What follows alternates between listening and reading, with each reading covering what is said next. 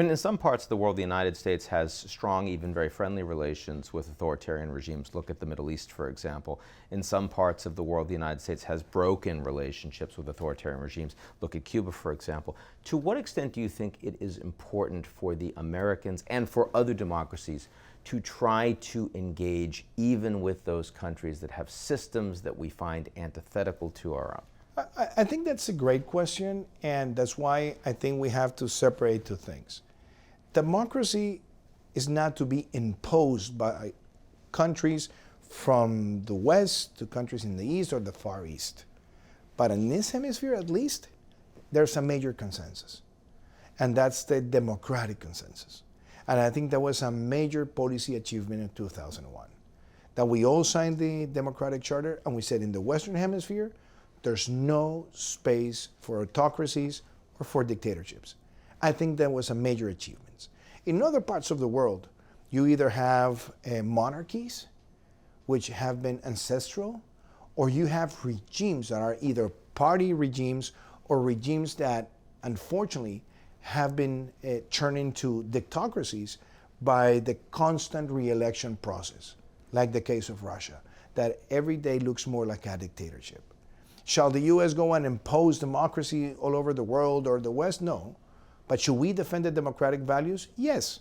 And if we are to raise our voice to tell the world that democracy, maybe it's a more complicated road, but it's be situated in the right side of history, I think we should persevere in that sentiment. Now, we know that democracy is under a lot of threat, under a lot of challenge right now. In part, that comes from the rise of authoritarian regimes with more power like China. But in part, of course, it's self-imposed. It's challenges inside democracies itself. Capitalism also has similar challenges right now, in part because a state capitalist country like China is the second largest economy on the planet, but in part because a lot of people inside capitalist countries, capitalist systems, are saying, it doesn't work for me. What do government leaders need to do? How do they need to address the excesses of capitalism or the lack of capacity of capitalism to make it more sustainable for the population? Well, let me be blunt in something, Ian. I've heard so many times in other parts of the world where there are autocracies that they define themselves as capitalist system. I don't believe that. And you'll ask why. Because I definitely believe that capitalism can only emerge successfully where people have the right to choose.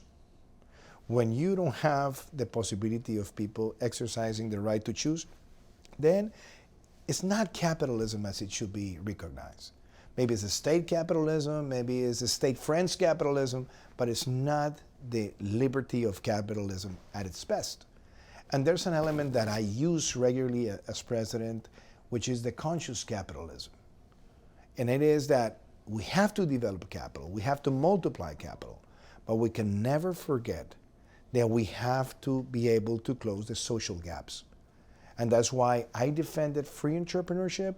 That's why I lowered the taxation rates in Colombia in order for the companies to invest more and generate employment and generate opportunities.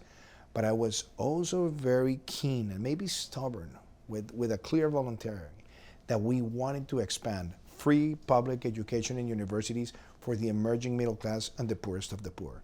And that's why we created the largest social safety net ever in Colombia's history, because you have to correct those social divides, but there has to be a balance. And I honestly believe that the calls from capitalism in places where people don't have the right to choose, maybe it's a variety, but it's definitely autocracy what drives that market. I believe that the right way of capitalism is the conscious capitalism in which we have to do good, but we have to do well for humanity, in which we have to embrace the values of environmental protection, labor protection, and be able to expand the social safety net so that nobody's left behind.